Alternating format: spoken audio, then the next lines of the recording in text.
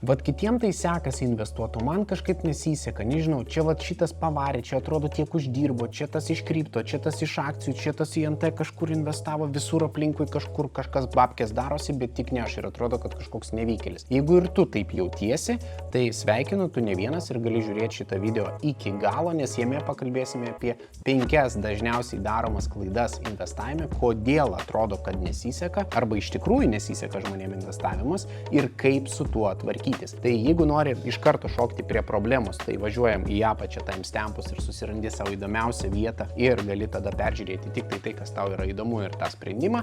Na, o jeigu tau patinka toks turinys, tai spaudi laiką, prenumeruoji kanalą ir žinoma komentuoji ir gauni atsakymus kiekvieną pirmadienį per klausimų atsakymų sesiją ir mūsų bendruomenė kartu draugiškai auga.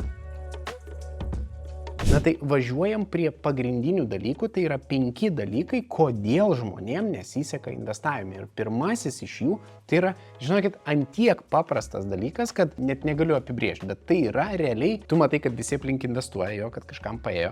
Ir tada aš gaunu žinutės, Aleksandrai, turiu 10 000, kur investuoti, kuri akcija moka didžiausius dividendus, aš noriu investuoti, kiek čia šaibų galima pakelti. Tai yra nesuvokimas ir visiškas strategijos neturėjimas. Pirmasis dalykas, aš sakyčiau, tai yra žinių stoka, bet tai yra nulinis. O pirmas tai yra strategijos neturėjimas. Visiškai neaišku, ko aš noriu, kur aš noriu investuoti ir taip toliau. Pamačiau, kad kažkas veikia ir va. Jeigu norit, tai va čia yra visos investavimo strategijos surašytos. Jeigu norit, aš galiu padaryti ciklą video apie, pavyzdžiui, augimo investavimo, value investing, tai yra vertės investavimo, income investing, tai yra, kad gauti pinigų pasyvių pajamų, indekso sekimos, dividendų augimo dalį, na ir bendrai, sakykime, tą investavimą. Vėlgi galima bus palyginti pasyvias ir aktyvias strategijas. Bet iš principo, ką reikėtų tokiam žmogui padaryti, tai užeiti pas mane yra playlistas padarytas netgi. Kaip pradėti investuoti, nuo ko pradėti investuoti. Ir šitoje vietoje strategijos turėjimas, tai reiškia, ko aš noriu, kada aš noriu, iki kada aš noriu, kiek aš noriu investuoti, kiek aš noriu grąžos, kiek aš galiu grąžos gauti. Visi šitie dalykai, jie yra ypatingai svarbus formuojant savo planą ir strategiją, nes jeigu jūs norit naudoti svertą ir investuoti nekilnojamą turtą, nu tai akivaizdu, kad jum akcijų birža ir kripto visiškai netinka. Ką galima išgauti tvariai, nu tai priklauso labai nuo instrumento. Ir kiekvienas žmogus turi suprasti, tai tam reikia prasiedukuoti, tam tikrai reikia skirti laiko, nes šventojo graliaus nėra. Tada atrasti savo tinkamą būdą ir savo tinkamą strategiją.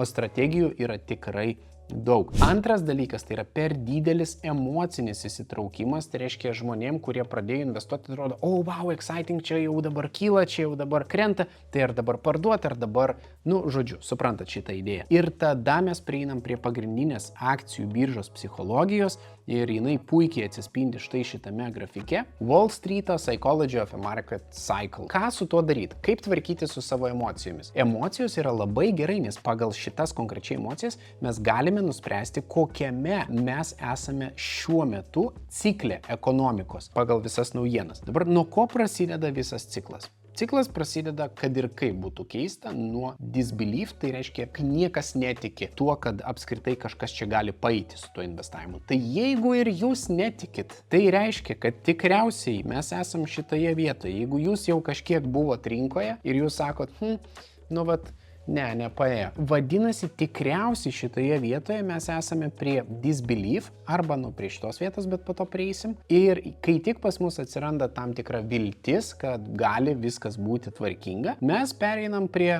visai optimizmo stadijos, tai reiškia, viskas iš tikrųjų kyla. Ir pavyzdžiui, aš dabar sėdžiu ir galvoju, panašu, kad prasideda iš tikrųjų bullrunas ir tada ateina tikėjimas, kad tikrai bullrunas prasidėjo. Ir tada ateina, kažkaip taip greitai viskas kyla ir atrodo, aš taip norėčiau ten sudėti, aš net pasiskolinčiau, kad ten sudėčiau pinigus, ant tiek užtikrintumas ateina. Ir tada mes ateinam prie euforijos, nes netgi tai, ką mes pasiskolinom, sakykime, mes, uždirbom iš to, net svetimais pinigais. Ir mes sakom, valio, viskas aš karalius, ten karalienė, čia viskas bujuoja, šaudo, ten startuoliai pritraukinėja finansavimus, kripto kyla belekiek, akcijos muša visus rekordus, visi indeksai ant rekordų. Ir tai yra blogai, ir gerai, ir blogai, nes tai reiškia, kad tikriausiai mes jau pasiekėm tą piką ir reikėtų išsipardavinėti. idealiu atveju, nes po to ateina dar periodas, kai mes tą galime padaryti, kai mes tokį turime šiek tiek pasviravimą į apačią ir jau nebebėra pirkėjų rinkoje, nes visas kapitalas yra pritrauktas ir belieka įvykdyti savo pažadus visiems startuoliams. Ir šitoje vietoje prasideda toks neaiškumas šiek tiek ir tada prasideda dipas. Jo, tas, sakykime, į apačią važiavimas ir pagal emociją, tai yra anxiety, tai yra nepasitenkinimas, sakykime, arba, kitaip galima jį pavadinti, bet, sakykime, nepasitenkinimas. Toliau mes turime neigimą, tai aš perku dipą, o jis vis dipina, tai kiek aš čia galiu pirkti, tada prasideda panika, kad, jau gyvenime tikriausiai daugiau nebeatkils ir net jeigu tai yra labai geras biznis, bet kokiu atveju jau nebetiki. Prisiminkim Meta, kai buvo nukritusi iki ten praktiškai $100 ir dabar kainuoja 407 ar kiek per metus. Tai va ten buvo panika iš principo pas žmonės ir tada kapituliacija. Tai reiškia visiškas išpardavimas ir tada jau pyktis, kad nepaėjo, jau pyksti ant tos rinkos, ten blogai, labai blogai ir taip toliau. Tai dabar žiūrėkit, visos emocijos yra geros, nes šitas užsitęsęs pyktis po to pereina dar į depresiją ir kai mes esame depresijoje, tai šitoje vietoje pradeda po truputį ateiti tas neigimas, kad viskas jau neveikia tas investavimas. Paklausinėkit aplinkinių, aplink save, kas galvoja, kad mes esam euforijai, kas galvoja, kad šiuo metu rinka tikrai turės bullruną, kas galvoja, kad mes turim viltį, kas galvoja, kad visiška čia nesąmonė ir čia jau viskas, jūs ten jau depresijoje sėdi, kas galvoja, kad jau neigia, kad čia dipina, ar kiek čia gali dipinti, tai čia jau ir nudipins jo. Pagal visą tai mes galime pakankamai tiksliai pagal žmonių emocijas spręsti, kokiame cikle mes esam. Tai emocijos yra gerai. Tikiuosi atsakiau į klausimą, ką daryti su emocijomis, nes emocijos gali būti arba jūsų priešas, arba jūsų draugas. Jeigu naudosit jas kaip indikatorių, bus draugas, jeigu naudosit jas kaip, sakykime, tiesiog draugelis nusipirko, tai tada bus labai labai blogai. Gerai, einam prie dar vienos dalies, tai šitoje vietoje nepakankamas diversifikavimas arba over diversifikavimas. Ir čia yra trečioji dalis. Dėl diversifikacijos, tai šitoje vietoje, kaip matot, common mistakes to avoid in diversification. Over diversification, lack of diversification. Kaip netikėta, kraštutinumai yra labai blogai. Tai pirmas dalykas – over diversifikacija. Įsivaizduokit, jūs turite S&P 500, Nasdaq 100, viso pasaulio ETF-ą, ten obligacijų viso pasaulio ETF-ą, NT viso pasaulio ETF-ą. Sakykime, prisipirko čia tų ETF-ų dabar krūvą. Ir kas dabar iš to? Realiai tai nėra subalansuotas portfelis, tai yra tiesiog kratinys. Žinot, mišrainė kai padaro, tai jinai būna arba skani, arba ne, bet abidvi mišrainės yra. Tai jeigu primėtysim visko bele kaip, tai ta mišrainė jos neįmanoma bus valgyti tiesiog. Ir tas yra su investavimu. Jeigu mes pridėsime, sakykime, mišrainę atitinkamais kiekiais, atitinkamus produktus ir seksime atitinkamą receptą, tai indeksas yra receptas, o mišrainė tai, kas iš jo gaunasi, ką mes valgom. ETF-as tas, kuris seka tą indeksą, nes jisai seka receptą. Tai šitoje vietoje labai labai paprasta nuspręsti, kad mes neturim over diversifikacijos, bet vėlgi labai nišiniai ETF-ai, pavyzdžiui, jeigu tai yra tik tai vieno sektoriaus ETF-as, tarkim, nekilnojamo turto ETF-as arba, pavyzdžiui, technologijų ETF-as, tai šitoje vietoje vėlgi tai yra pakankamai blogai, nes tada lack of diversification tai duoda mums per didelę koncentraciją mūsų portfelio ir per didelę priklausomybę nuo vieno iš sektorių, nes pavyzdžiui, technologijas gali nukristi, bet NT gali pakilti. Lygiai taip pat gali, tarkim, netgi pagal turto klasės skirstimas mes galime turėti akcijų rinką krentančią bendrąją, visą akcijų rinką krentančią visus sektorius, bet tuo pačiu tarpusavio skolinimas bujuos, pavyzdžiui, su NT keitimu. Mes turime žongliruoti, bet kiekvienas iš mūsų turėtų atrasti tam tikrą balansą pas save krepšelėje, nes tam tikras tas, vadinkim, core portfelis, tai yra pagrindinis portfelis, į ką aš orientuojuosi pagal savo, prieikim prie pirmo punkto, tai yra tikslo, tai pagal mano tikslą, kas man labiausiai tinka, tai čia ir yra pagrindinis dalykas, kuris po to papildomai dar šiek tiek yra diversifikuojamas. Pagrindinis tikslas turi būti pakankamai diversifikuotas, nei per daug, nei per mažai, bet šalia jo galima turėti papildomus dalykus, papildomus sektorius ir štai čia puikiai pavaizduota. Tai ignoring correlations, tai čia vėlgi ignoruoti koreliacijas, tai pavyzdžiui S&P 500 ir viso pasaulio fondas. Jie 100% dubliuojasi, jie sviestas, sviestuotas ant sviesto gaunasi. Niekada ta strategija nebus efektyvesnė negu tik S&P 500 arba tik, sakykime, viso pasaulio fondas. Toliau, failing to rebalance. Fondo valdytojai tai patys rebalansuoja viską, bet jeigu jūs patys turit kažkokį akcijų krepšelį ir pas jūs viena pozicija belekiek išaugo ir jums reikia rebalansuotis, jums reikia pasifiksuoti tam tikrą pelną ir perkelti tą poziciją kitur pagal struktūrą tam, kad ta diversifikacija būtų pakankama ir tam, kad portfelis nepasidarytų nepakankamai diversifikuotas. Na ir žinoma, chasing returns, tai yra tai, kas generuoja daugiausia gražą, ten ir sudeda pinigus, o po to netyčia visą tai pasviruoja ir tada žmogus verkia. Kaip to išvengti, kaip šitų klaidų išvengti ir ką su to daryti? Tai pirmas dalykas, pasižiūrėti į fondų ir ETF sandarą. Jeigu jūs investuojat per ETF'us, tai šitoje vietoje gali padėti tokie resursai kaip Seeking Alpha, gali padėti Just ETF'as, apie tai aš esu kalbėjęs tikrai ne vieną kartą, tai galite susirasti video apie tai, kaip analizuoti fondus, kaip analizuoti kompanijas ir tada pasižiūrėti tiesiog, kad jūs turėtumėt pakankamą, sakykime, diversifikaciją, bet neįeitumėt į tą pačią upę ten 2 kartus skirtingose vietose ir galvotumėt, kad tai yra skirtingos upės. Idėja yra paprasta. Pasirinkat pakankamai išskaidytą pagal save, pagal savo tikslą instrumentą. Jeigu tai yra sutelktinis finansavimas, tai natūralu tokiu atveju išskaidyti per pakankamą kiekį paskolų. Jeigu tai yra, sakykime, NT, tai per pakankamą kiekį objektų. Jeigu tai yra fondas, tai tada nepripirkti skirtingų fondų, kad nedaryti sviestuoto. Tuo pačiu nesukišti visko į vieną aktyvą, pavyzdžiui, nesėdėti tik tai ant kripto arba tik tai ant akcijų, kažkiek tai paskirstyti savo krepšelį tam, kad jaustis saugiau. Ir tada einam prie dar vienos klaidos, tai yra 4 esminė klaida - nepakankamas analizavimas arba vadovavimasis influencerių arba kitų žmonių patarimais. Čia yra labai blogai. Tai jeigu jūs pamatėt, kad kažkas investavo, atsimenat, aš esu daręs video "Neklausyk finansų influencerių" ir galit pasižiūrėti, štai čia kažkur tas video turėtų būti. Idėja yra labai paprasta. Tuo metu, kai žmogus filmuoja, pavyzdžiui, tą video, arba tuo metu, kai jisai investuoja, tai yra vienokios sąlygos, tai yra vienokia rinkos situacija ir taip toliau. O žmogus užeina į YouTube, pavyzdžiui, ar dar kažkur perskaito straipsnį mėnesio senumo, peržiūri video metų senumo ir sako, taigi čia žiauriai gerai investuoti. Ir tada bam ir priinvestuoja prie visiškai skirtingų rinkos rodiklių, prie visiškai skirtingų įmonės rodiklių dažniausiai, prie skirtingų situacijų ir dar neįvertina savo situacijos, dar neturi savo strategijos ir finale gaunasi kas? Finale gaunasi fiasko. Tai tam, kad taip nebūtų, reikia visada įsivertinti tam tikrą situaciją. Tai dabar kaip tą padaryti? Kaip išvengti tokių emocinių dalykų? Prisiminkite emocijų grafiką, kuriame mes esame. Aš esu, sakykime, ten vilties dalyje. Tai vadinasi, iš tikrųjų laikas investuoti. Pasižiūrim, kada buvo darytas video, prieš kiek laiko. Prieš metus mes buvome euforijoje. Tai vadinasi, nuo euforijos aš jau praėjau ten tą ciklą iki apačios ir praktiškai jau prasideda naujas ciklas.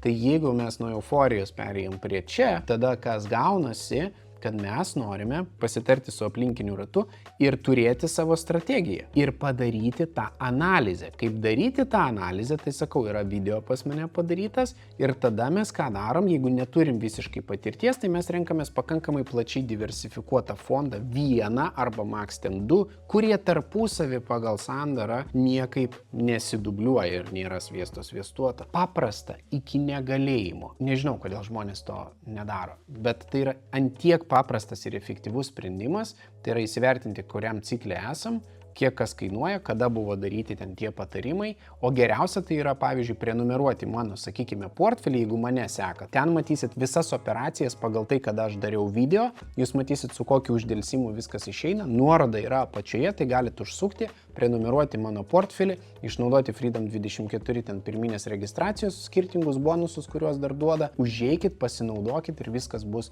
faina. Ir galėsit realiu laiku gauti netgi notificationus, kada aš apsipirkinėjau, ką aš darau ir tada jau tikrai seksit. Bet vėlgi tai nėra finansinis patarimas, nes 5 ir pagrindinis dalykas tai yra neatidumas rizikai, tai yra nepakankamas savo paties rizikos tolerancijos įvertinimas ir neaiškus horizontas investavimo. Nes dažniausiai žmonės prisiema per daug rizikos, investuojant 3-5 metam prireikia tų pinigų, tada ten rinka pakritusi, kaip pavyzdys atsiema pinigus arba kažką daryti ir taip toliau. Dabar rizikos gali būti skirtingos. Gali būti likvidumo rizika, tai kad man prireiks pinigų ir aš negalėsiu jų ištraukti, sakykime, iš investicinio instrumento. Gali būti sviravimo rizika, kai rinka sviruoja. Gali būti vėlavimo rizika, tai reiškia pinigai vėluoja tiesiog, kaip pavyzdys, kaip sutelktiniam finansavime ir aš nieko negaliu su to padaryti. Ir šitoje vietoje mes turime tą įsivertinti prieš investuojant. Ką mes turėtume padaryti, kaip man teisingai įsivertinti tą riziką. Tai pirmas dalykas turėti aišku planą, suprasti savo emociją, kaip aš atrodau dabar čia. Trečias dalykas, aš turiu suvokti, kuriam laikotarpiu aš investuoju pinigus ir ar man tikrai neprireiks šitos dalies. Jūs galite užeiti į Financially Finance, kur mes analizuojame su Emiliu visas žmonių realias situacijas. Jeigu jūs pažiūrėsite tuos video, kurie jau dabar yra padaryti, jūs pamatysite ant tiek daug šitų klaidų, apie kurias aš šneku ir kaip su jumis praktiškai tvarkyti skirtingose situacijose, kad jūs peržiūrėję 10 video patys galėsit konsultuoti savo draugą, kaimyną arba bičiulį, nežinau. Su rizika susiję dalykai, jie yra mažiausiai galimi įvertinti dėl to, kad žmogus neturi patirties. Ir kur atsiranda rizika? Šitoje vietoje aš galiu pasakyti tik vieną dalyką. Rizika neatsiranda ten, kur galim mes ją apskaičiuoti. Rizika atsiranda tokiose situacijose, kuriuose niekas niekada negalėjo net teoriškai pagalvoti, kad tai gali nutikti. Pavyzdžiui, COVID-as. Įsivaizduokit, kad lėktuvai neskraido, kruiziniai laivai neplaukioja. Ar galėtumėt įsivaizduoti tokį pasaulio scenarijų 2018 metais? Neįmanoma. Tai dabar įsivaizduokit, kad mes visi sėdim be interneto. Mėnesį laiko, be interneto. Tai yra antiek didelis force majoras, kad jo niekas negali numatyti. Ir va čia yra ta juodoji gulbė, kuri sukelia daugiausia rizikos, nes mes jos negalėjome numatyti, mes tam nebuvome pasiruošę, bet ką padaryti, kad mes būtume tam pasiruošę. Ok, internetas neveikia, vadinasi, pavedimai neveiks, vadinasi, aš ką turiu turėti? Grynuosius pinigus. Kažkiek pinigų turi būti grynaisiais. Gerai, griūna monetarinė sistema. Ką aš turiu turėti? Kripto.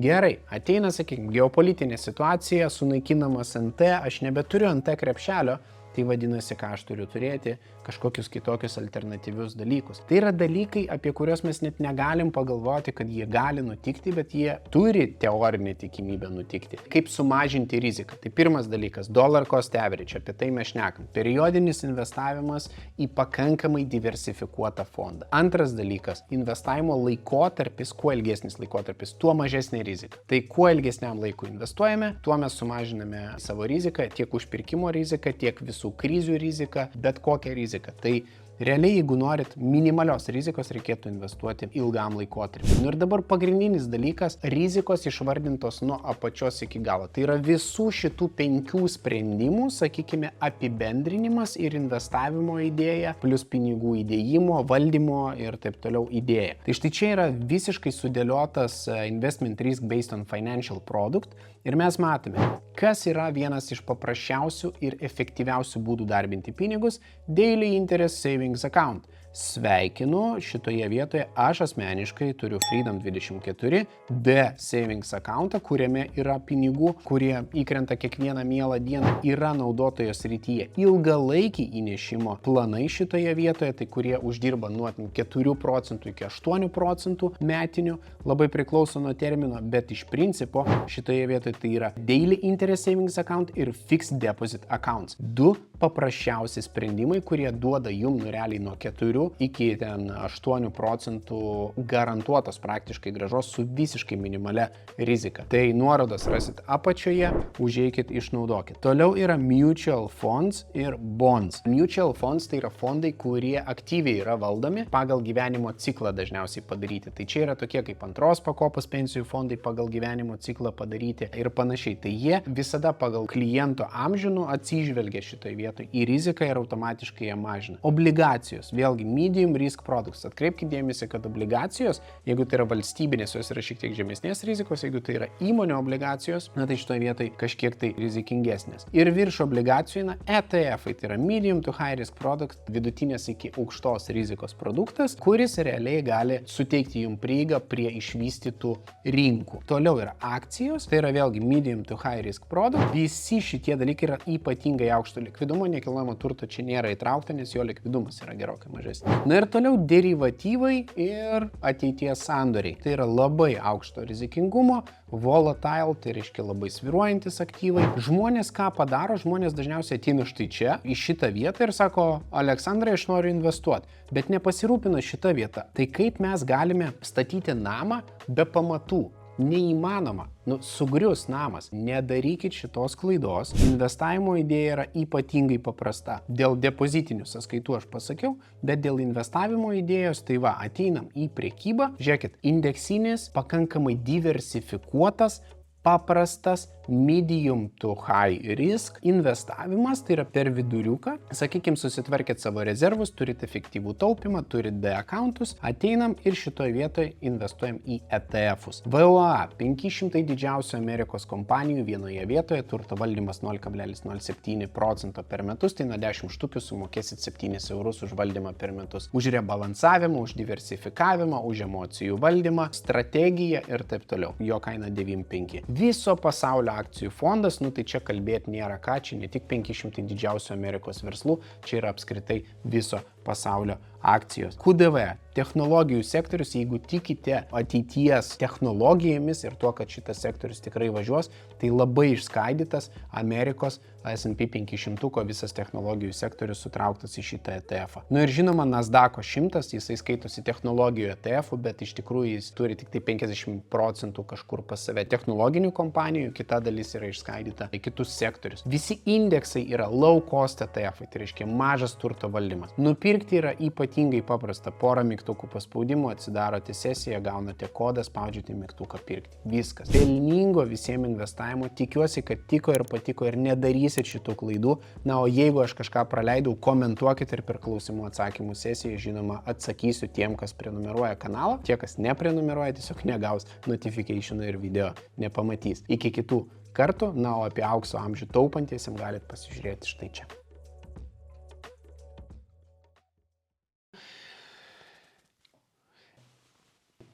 Sviestas sviestuotas ant sviesto gaunasi.